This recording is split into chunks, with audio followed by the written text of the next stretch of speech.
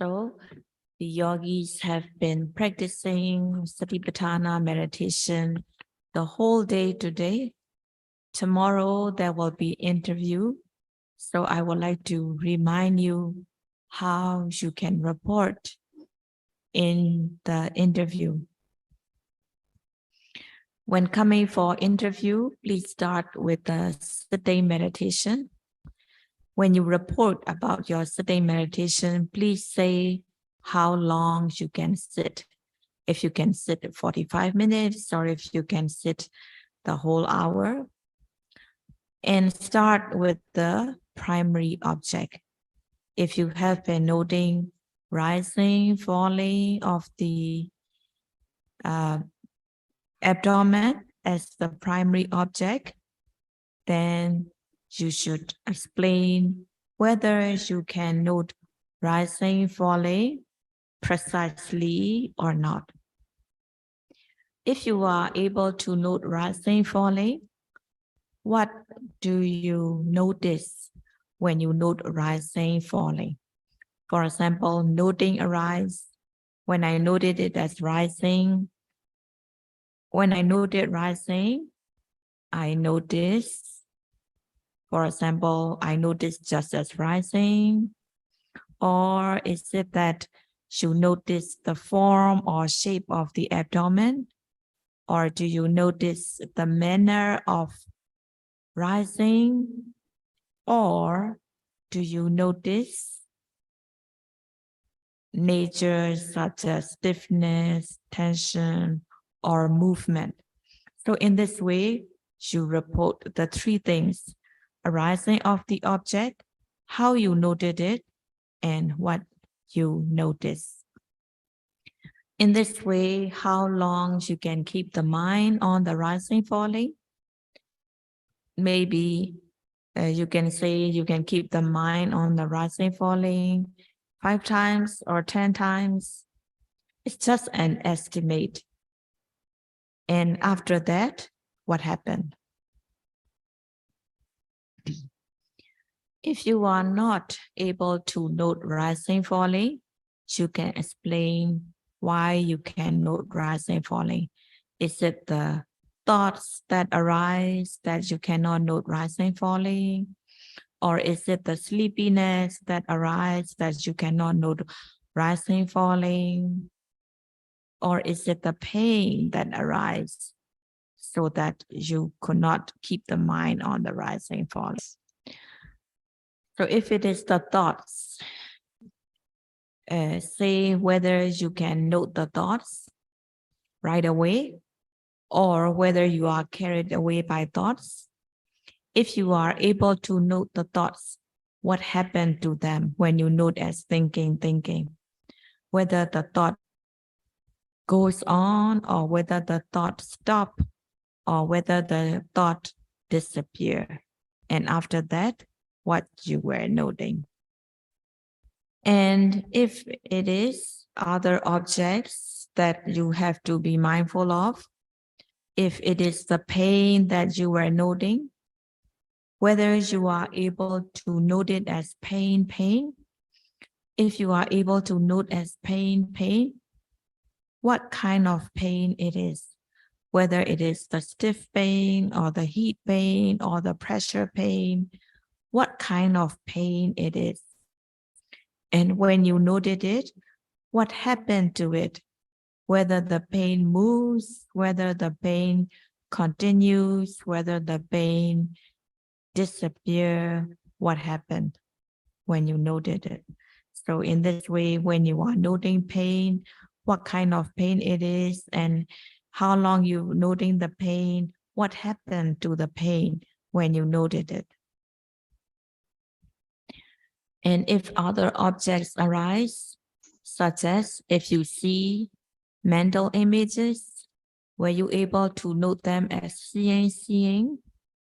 And when you noted seeing, what happened to it? Whether the images disappear or whether it continues. So please explain, yeah? And if there is sleepiness, If you are able to note it as sleepy, sleepy, if you note it as sleepy, sleepy, what happened to it? If the sleepiness go on or disappear, or if it is the boredom, if boredom arises, whether you are able to note it. If you note it, what happened to the boredom? Does it continue? Does it stop? Does it disappear? So in this way, start reporting from the primary object, whether you are able to note it, how long you can keep the mind, what you notice when you note the primary object. And other secondary objects, you explain what objects arise, that comes obvious, whether you are able to note what you notice and what happened to them when you noted it. Or if you have been noting sitting, touching as the primary object, if you have been noting sitting, touching, when noting sitting, what do you come to know? Whether it is the form or shape of the body, or the manner of sitting, or any nature that you come to notice, whether hardness or stiffness or tension. And when noting touching, what do you notice? Is it the heat or the pressure or what? So in this way, whatever object that you note, you should report what you notice. Is it the form or shape, or is it the manner, or is it the nature that you come to know? If you don't know any, it doesn't matter. Just explain how you know it. When noting rising, I just notice it just as rising. Or when I notice sitting, I just notice it as sitting. But what's more important is that so long as your mind is fully on the object that has been noted, it is good. If you can keep the mind fully on the object that you are noting. In order to be able to note the presently arising object that is obvious at the present moment, one needs to aim and direct the mind onto the object so that the noting mind is face to face or direct with the object. One should exert effort in the noting so that the noting mind is pushed towards the object and reaches the object. So in this way, in order to be able to note the object, one needs to apply these two factors: aiming, directing the mind onto the object, putting effort in noting the object. Note the object with aim and effort, second by second, one after another. Our strategy gives the example of picking up a piece of food. When you are eating, you use the fork to pick up the food. So in order to pick up the food with the fork, you need to aim the fork towards the food that you want to pick. If you don't aim the fork, but just put the effort in piercing, if you don't aim the fork, the aim will land elsewhere, not the piece of food you want to pick up. And aiming alone is not enough. Aiming the fork alone, the fork wouldn't reach the piece of food.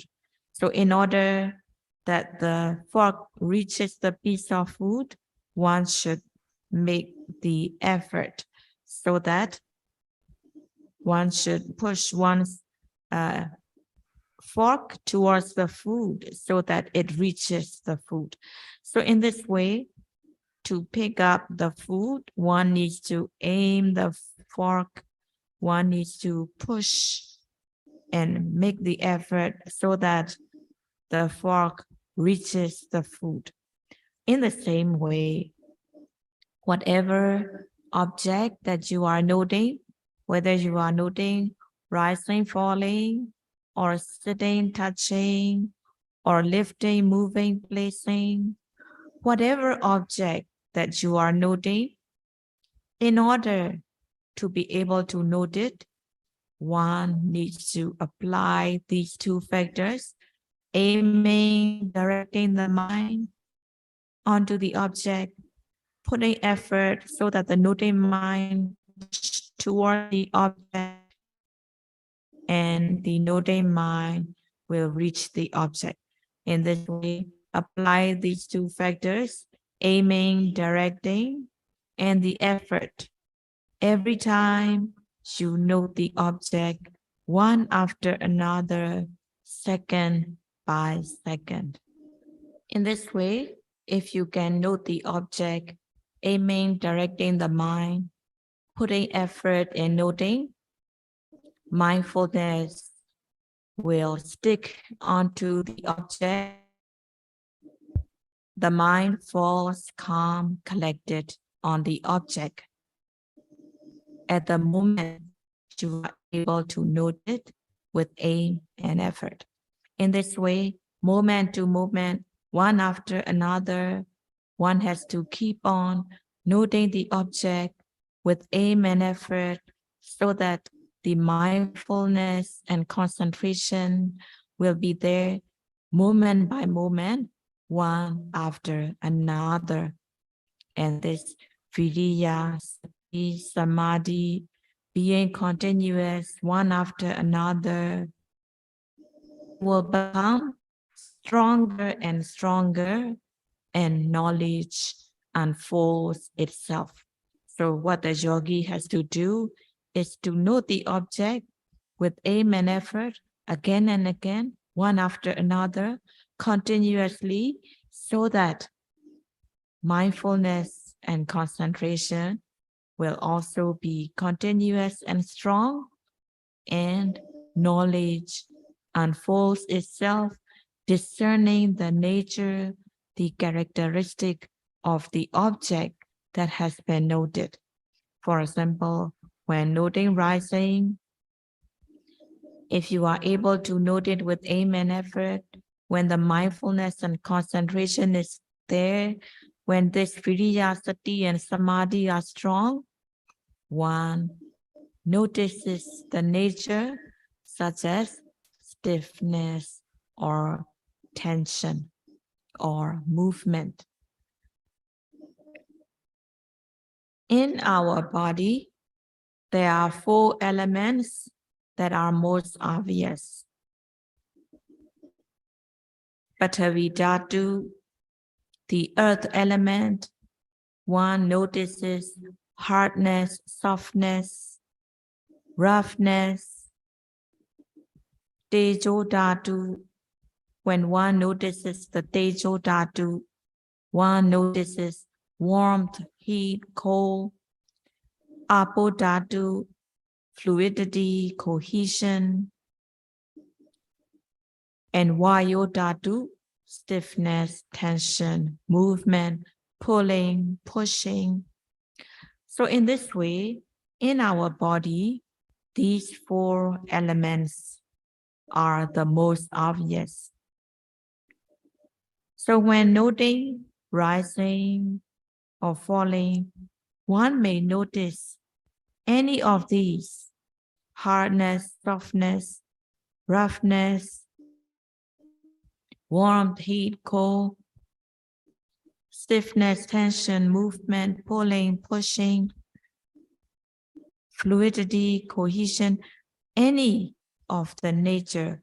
One might notice any of them by being mindful of the object, whatever one is noting, whether it is rising, falling, whether it is sitting, touching, whether it is lifting, moving, placing. Pay attention, concentrate on it so that you notice what nature is in the object that has been noted. It also depends on how the person looks. For example, if there is a line of ants going, and if the person looks at it from a distance, one will just see it just a line. But getting a little closer look, one may see some things moving. Even going closer, one will see 2, 3 ants moving, crawling. And if you look very closely, you will see each and individual ants going in the same way. When you note the objects, if you just note it superficially, you may vaguely notice the object. If you go closer, you will see more, a little bit more. But when you are very close, if you take a very close look, you can see the nature very closely. You will see the nature very distinctly. So in this way, noting should not be superficial. It should be close observation so that one notices the nature of the object distinctly. But do not feel discouraged if one hasn't seen any of the nature. What the yogi has to do is keep on noting the object. Put effort in the noting so that the mindfulness will stick onto the object, concentration, the mindful, calm, collected on the object. So long as the mind is fully on the object, so long as there is viriya, effort, mindfulness, and concentration, these three, which are the samadhi khanda concentration group present, so long as they are present in each noting, defilements have no chance to arise. Having viriya effort, tinamida, sloth and torpor cannot arise. Having mindfulness, sati, there is protection. Sati is the protection, protecting the mind so that the defilements cannot enter. And having samadhi, the mind fall calm, collected on the object, there will not be distraction or restlessness. In this way, so long as there is viriya, sati, samadhi present in noting the object, every time one notes the object, so long as these three are present, defilements cannot arise. The mind is pure and clean. It is good enough already. But when viriya, sati, samadhi is strong, knowledge will arise itself. So what the yogi has to keep on doing is to note the object so that viriya, sati, samadhi will be continuous and strong. So in this way, so long as the mind is fully on the object that has been noted, having viriya, sati, samadhi present in each noting, for that noting, defilements do not enter the mind. Defilements have no chance to arise so long as there is this samadhi khanda present. So at that moment, yogi gains immediate benefit of purifying the mind when there is viriya, sati, samadhi. And when they become strong, discerning the natures such as stiffness, tension, and so on, one also removes delusion by discerning the object. So in this way, each moment of being mindful, each moment of discerning the object, one gains the immediate benefit of purifying the mind. So in order to gain immediate benefit, yogi has to keep on noting the object. In the Ariyavasa Sutta, there explains the 10 kinds of Ariyavasa, 10 kinds of the dwelling place of the noble ones. Among these 10, the first one is Panchanga Vipahino. Panchanga Vipahino meaning having gotten rid of 5 things.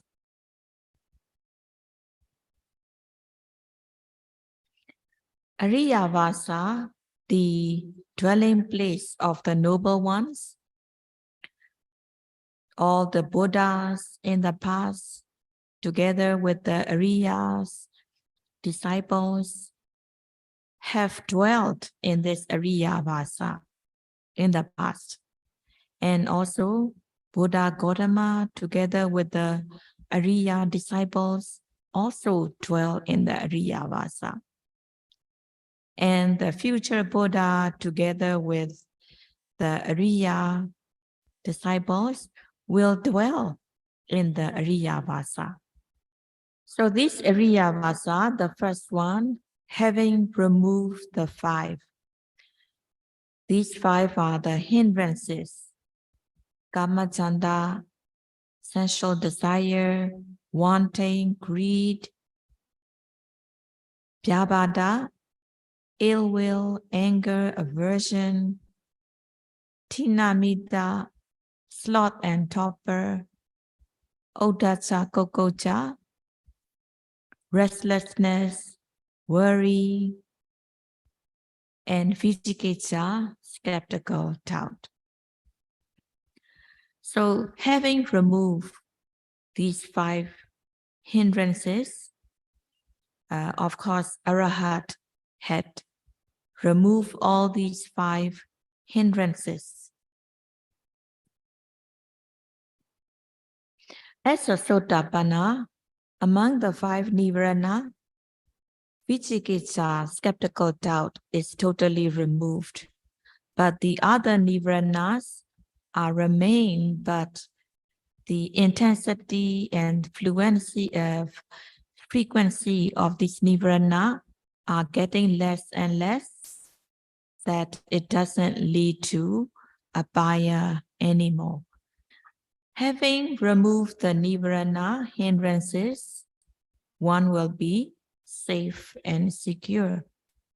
But as a Puthojana worldly being who has all these Nivaranas, there is always this risk of being born in abhaya, so long as one has not totally removed these hindrances. So it is very important to remove these hindrances, because so long as these Nivarana hindrances are there, these hindrances prevent the person from cultivating bhavana. These hindrances block that one cannot attain the magga, phala, or nibbana. So that's why it is important to remove these nivaranas. How to do it? One should remove these nivaranas moment by moment, as a momentary basis, until they are totally removed through attaining path knowledge. So in order to do so, one should remove these nivarana hindrances moment by moment, one after another, through the practice of Satipatthana meditation. So yogis now practicing Satipatthana meditation. So yogis have to be mindful every moment so as to remove these hindrances moment by moment. In order to do so, yogi has to make the effort in the noting so that mindfulness and concentration will be developed in each noting. When knowledge arises in each noting in this way, make the effort so that viriya, sati, samadhi, and panya can arise by noting the object one after another so that these nirvana hindrances will be momentarily removed. The more moments of removing the nirvana hindrances again and again, one after another, these hindrances will become weaker and weaker, and finally one can remove by attaining path knowledge. So in order to get there, we need to work moment by moment. We need to remove these nirvanas momentarily, moment by moment, one after another. So the time is up. May the yogis be able to practice smoothly so that you be able to remove these nirvana hindrances momentarily, that you will also have the chance to momentarily dwell in the Ariya Vasa by removing these hindrances moment by moment.